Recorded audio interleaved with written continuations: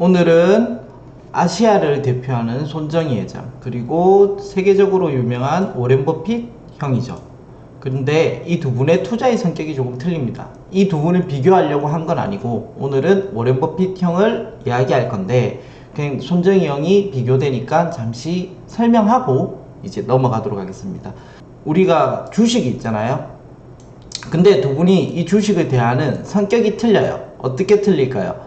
손정희 형은 비싸도 이게 미래다고 생각하면 그냥 들어가요.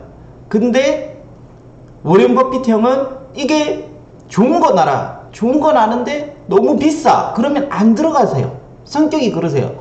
그래서 두 분 다 어쨌든 이번 사태로 인해서 조금 힘들어하고, 특히 손정희 형은 정말 힘들어하고 있는데, 성격의 그 주식 투자의 성격의 차이는 약간 그렇게 나와요. 근데 우리가 워렌 버핏 형 하면 주식만 생각하는데 아니죠. 워렌 버핏 형을 조금 더 잘 아시는 분들이나 형들은 아시겠죠. 버스커 해셔웨이라는 회사를 운영하고 계신 거. 그리고 워렌 버핏 형이 정말로 사랑하는 회사가 있잖아요. 그래서 거기에 대해서 한번 알아보도록 합시다. 자, 보시면은 지금의 버크셔를 만들어 것은 67년 보험업에 진출하면서부터라고 할 수 있습니다. 한번 인터뷰에서도 이야기했지만 워렌 버핏 형이 가장 좋아하는 회사는 보험회사라고 했어요. 그럼 왜 보험회사를 좋아하냐? 워렌 버핏 형이 한번 볼까요? 미래의 위험을 대비하기 위해 보험을 가입해요. 그래서 보험료는 지금 지불해요. 내가 가입하면 가입한 그날 돈이 바로 빠져나가죠. 근데 돈은 언제 타요? 나중에 타가요. 그러니까 보험회사 입장에서 보면 고객들이 현금을 지급하는 것을 지금이지만 그 돈을 돌려달라는 것은 나중이라는 거예요. 그러니까 워렌 버핏 형이 보험회사를 세상에서 제일 좋다고 해요. 자, 그러면은 이 바로 시간차 때문에 보험업이 가지고 있는 자산이에요. 그쵸? 고객들의 돈을 받아온 것을 굴릴 거니까. 그래서 고객들의 돈을 보관하고 있는 이 기간 동안 다양한 금융상품에 투자하여 돈을 법니다.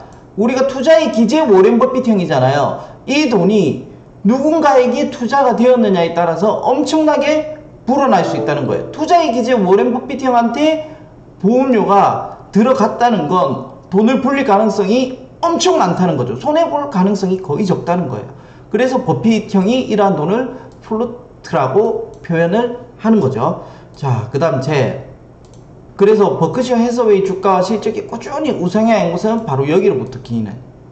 뭐냐면 요즘은 구글, 애플, 테슬라, 미국의 빵이라는 테크 기업들이 엄청 핫해요. 근데 워렌 버핏 형은 여전히 테크주로부터는 한 발 물러나 있어.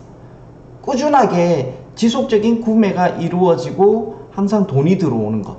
그러니까 너무 리스크가 큰 것은 절대 들어가지 않는 형이에요. 옛날에 미국에 IT 버블이 있었잖아요. 그런 것들도 어느 정도 몸으로 기억하고 있지 않을까? 이게 한번 또 몰락하진 않을까? 약간 그런 두려움도 있으신 거예요. 그러니까 약간 보수적일 수도 있는 거죠. 아무튼 워렌 버핏 형은 그렇게 지금까지 운영을 해오고 있었던 거죠. 그래서 버핏 형은 보험업으로 레버리지를 썼다라는 기사가 있는데요. 포트폴리오 중에 보험업이 가장 비중이 크다는 것은 누구나 다 아는 사실이죠. 그죠? 그러니까 워렌 버핏 형이 보험을 한다는 사실을 모르시는 분들도 있겠지만, 기본적으로는 버크셔 해서웨이는 거의 보험회사라고 보셔도 무관할 정도로 보험업에 비중을 가장 크게 두고 있어요. 그럼 만기가 무제한이에요. 경기 침체로 가처분 소득이 줄거나 재무적 리스크가 부각된다면 해약이 몰릴 수 있지만, 소비자 입장에서는, 근데 이거는 한국과 미국이 조금 틀려. 한국은 보험부터 해지해, 보통 어려우면. 근데 미국은 어때요? 의료보험이 엄청 부실하잖아요. 병원 한 번 가면 엄청난 돈이 깨지잖아요. 그러니까 보험은 최후의 수단인 거야, 미국한테는. 적금 펀드를 먼저 예약해. 우리도 적금 펀드를 먼저 예약하면서 딴 거를 줄이고 보험을 뭐 이렇게 해지하고 이런 식인데, 미국은 보험은 웬만하면 해지를 안 하려고 해요. 병원비가 너무 비싸니까. 그러니까 보험 예약은 최후의 수단으로 선택하고 있다는 점이에요. 돈은 계속 들어오는 거예요. 경기가 안 좋더라도 어떻게 해서든지 보험료를 납입한다는 거죠, 미국은. 따라서 일정한 자금이 계속 유입되고, 자금 유출과의 시점 차이로 인해 가용자금, 이 자금 유출과의 시점 차이가 가입하고 나서 한참 있다가 돈이 나간다는 거예요. 그쵸? 자, 그리고 둘째는 이자가 없어요. 잘 보세요. 은행에서 내가 돈을 만약에 한 100억을 빌려. 그럼 이자가 나가잖아. 근데 내가 고객들 돈을 100억을 받아요. 이자가 안 나가는 거예요. 이게 부채이긴 해요. 나중에 보험금을 지급을 해야 되니까 부채이긴 한데 이자가 없다는 거예요. 이자가 없는 부채라는 거죠. 그러니까 워렌 버핏 형이 엄청나게 좋아할 수밖에 없다는 거예요. 그래서 사고 발생 시 보험금을 지급하여야 하나 비용 절감 및 손해의 추정으로는 어느 정도 통제 가능한 영역. 그쵸? 안 좋은 상품을 팔면 나갈 돈도 적어지겠죠. 보험회사 입장에서는. 맞잖아요. 그러니까 통제가 가능하다는 거예요. 좋은 상품을 팔면 내가 나갈 돈이 나중에 많아지겠다라는 게 생각이 들잖아요. 왜냐하면 보험은 통계와 확률로 만들어지니까 그 통계와 확률로 어느 정도 통제가 가능하다는 거예요. 그쵸? 그런 뜻이거든요. 차입을 이용한 투자는 이와는 달리 단기로 빌려서 장기로 투자하는 만기 불일치 문제와 이자 지급 문제가 발생하는 거예요. 이 문제가 다 해결돼 버리는 거예요. 이 두 가지 리스크를 증대시키고 평균 수익률을 떨어지게 만드는. 그런데 만기도 없고 이자 지급도 없는 부채를 버핏이 과연 싫어할까요? 무조건 좋아하는 거죠. 버핏 형은 안정적인 거 좋다고 했잖아요. 버핏 형은 IT, 테크주, AI 좋은지 알아요. 근데 선뜻 못 들어가요. 왜냐면 이미 그 가치가 엄청 올라가 있으니까 좋은 건 알겠어. 근데 비싸서 못 들어가. 이런 주의죠. 천정이 형은 그 반대라고 했잖아요. 그러니 버핏이 단순히 레버리지 자체를 싫어한다면 보험업을 못하죠. 그 레버리지 자체를 싫어하지 않는다는 거예요. 자, 그래서 버핏 형은 어떻게 하면 돈을 많이 굴릴 수 있을까 생각하다가 보험업이 공짜로 돈을 빌려주는 기계나 다름없다고 느꼈을 거예요. 맞죠? 아니, 내가 고객들 돈을 받았는데 이자도 안 줘. 그걸 가지고 굴릴 자신이 있는 거야, 이분은. 엄청난 수익을 얻어낼 수 있고. 그러니까 나중에 고객들 돈을 주더라도 이미 굴려서 불려놓고 조금만 주고 나니까 엄청난 이득이 생긴다는 거예요. 아니, 이 세상에 이렇게 좋은 회사가 어디 있어? 그러니까 이걸 미리 우리나라도 성경 지명을 가지고 이걸 아시는 분이 있죠. 누구십니까? 바로 이병철 회장님이 그래서 옛날에 동방생명 안국화재 운영하셨던 거예요. 이걸 너무 잘 아시니까.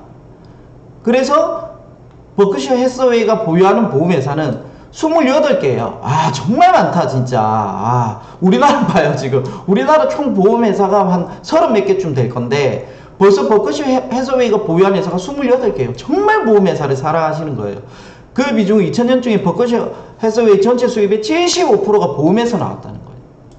근데 이렇게 보험의 수익이 많이 나오는데 그만큼 운영도 잘한 것도 있어. 그 회사를. 그런 것도 아셔야 됩니다. 보시면은 항상 인수해요. 오바마의 견인 별명이죠. 워렌 버핏이 이끄는 버크셔 해서웨이가 미국의 크레 보험회사를 인수할 것이라고. 조금 오래된 뉴스인데 조금 오래전에 인수를 했어요.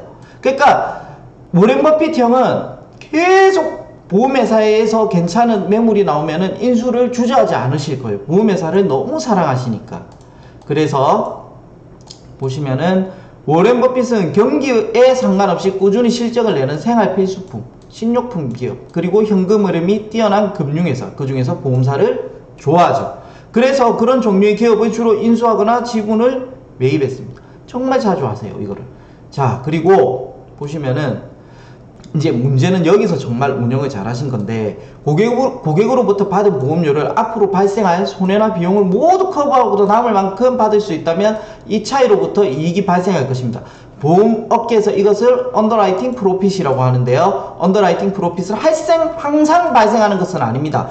보험회사 간의 과도한 경쟁 때문에 프로핏보다 로스가 더 발생합니다. 그러니까 무슨 말이냐면요. 보험회사가 너무 많으니까 너도 나도 상품을 팔기 위해서는 더 좋은 상품을 내어 놓아야 되니까 언더라이팅 프로핏이 발생하는 게 아니라 과도한 경쟁으로 인해서 받은 돈보다 줄 돈이 더 많아지는 그런 현상이 발생할 수도 있는데 어쨌든 그런 현상을 커버를 하신다는 거예요. 버핏 형이 대단한 이유는 그가 알아보고 인수한 보험회사들은 버핏 형이 아까 28개의 보험회사를 가지고 있는데 거의 대부분이 언더라이팅 프로핏을 내고 있다는 거예요. 그것도 상당한 규모로. 이게 엄청난 거예요. 이렇게 운영하기가 정말 쉽지가 않은데 이렇게 운영을 잘하고 그 돈을 투자를 해서 또 많은 이익을 얻어내고 그러니까 버핏 형이 세계 4위, 5위의 거대 자산가가 될 수밖에 없었던 거예요.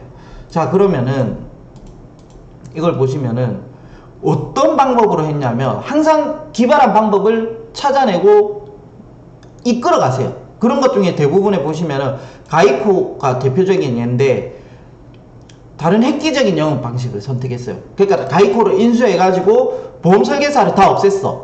왜냐하면 비용이 지출이 너무 많아지니까 보험 설계사를 두면. 대신에 우편으로 보험 상품, 우편으로 각 집집마다 보낸 거예요. 우리들의 보험 상품에 대해서. 근데 한국은 이런 게 오면 쉽게 버리지만 미국은 의료비 부담이 너무 크니까 좋은 보험 상품이 오면은 어느 정도 눈길을 두면서 본다는 거죠. 그래서 가이코는 보험료를 낮출 수가 있었어요. 좋은 상품을 파니까 그러니까 보험의 성격 중에서 많은 성격이 있지만 일단 낮은 보험료에 높은 보장이잖아요. 그러니까 엄청나게 많은 것을 보장해 주는데 보험료가 낮으면은 그게 정말 좋은 보험이잖아요, 기본적으로.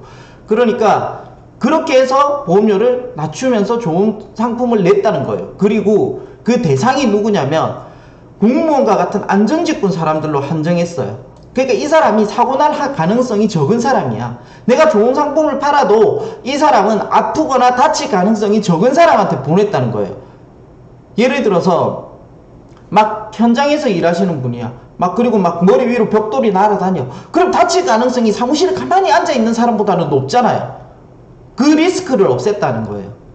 그래서 정말 잘 이렇게 보험회사를 잘 운영하시고 잘 이끌어 가셨는데 얼마 전에 뉴스가 나왔어요. 뭐냐면은 이렇게 보험회사를 사랑하시는 워렌 버핏 형이 거대 위험 보유자 된 한국의 보험산업이라고 뉴스가 나왔는데 워렌 버핏도 넘지 못한 저금리 쇼크. 그 고객들의 돈을 받아가지고 채권을 투자하든 주식을 투자하든 어쨌든 돈을 굴리잖아요. 근데 금리가 너무 낮아지니까 보험회사들이 너무 힘든 거예요. 돈을 굴리기가. 1,000만 원을 받아갖고 그래도 1억은 만들어서 일부 나중에 보험금 나갈 거를 주고 조금 남아야 되는데 금리 자체가 낮으니까 돈 굴리기가 너무 힘들다는 거예요. 그래서 주총에서 보험업 리스크가 현실화되고 있다고 우려를 했어요. 이제 이 저금리 기조가 전 세계적으로 오래 가니까 너무 힘들다는 거예요. 그래서 보시면은 과거 대비 이익 감소는 불가피한데 보험료 적정성 통해 계약자 권익도 강조해요. 그러니까 워렌 버핏 형이 그래서 지금 보시면은 과거 대비의 이익 감소는 불가피하지만 그래도 보험료를 너무 올리면은 계약자가 너무 힘들어질 수 있으니까 계약자 권익도 어느 정도 강조를 해줘야 된다고 했어요. 정말로 고객들을 생각하고 자기 회사를 사랑하는 애사심이 있기 때문에 그렇게 되는 거죠. 대규모 한국 보험업이 대규모 구조조정에 치닫게 될 수 있다는 경고음이 나오는 가운데 세계적 보험업으로 전평이나 워렌 버핏도 저금리 파고를 헤쳐나가기 어렵다고. 저금리는 세계적인 유행이고 유행이라기보다 저금리는 세계적인 추세니까 거기에 맞춰서 불가피하고 피하긴 어렵지만 그래도 계약자 권익도 강조해야 된다라는 아주 멋진 말씀을 해주셨고요. 그러면은 한국은 저금리만 힘든 게 아니에요. 한국 보험업은 여기 구조조정이 치닫게 될 수 있는 경고음이 나오는데 한국은 정말로 보험업이 어려워요. 정말 미래가 어려워요. 한국의 모든 사업은요 다 어려운데요. 왜냐면 저금리만 있는 게 아니에요. 우리나라는 하나 더 있어요. 바로 이게 최고 문제점이에요. 저출산. 새로 가입할 인구가 없어요.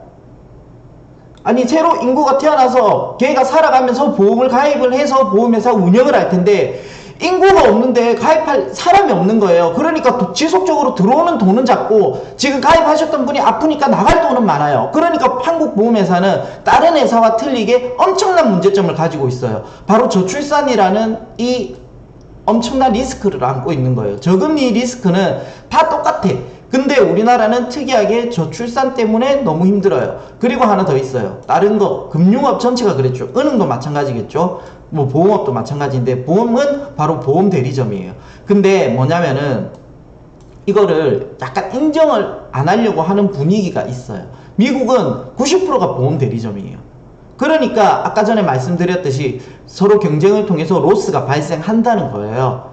보험 대리점끼리 서로 좋은 상품을 내는 게 너무 당연시하게 되어 있으니까. 근데 한국의 그 보험 구조를 잘 보세요. 한국은요 지금까지 어떤 체제였어요? 하나의 회사의 체제였죠. 한 회사에 소속된 S 보험회사, 뭐 M 보험회사 여기에 소속된 설계사 그 상품만 팔았어.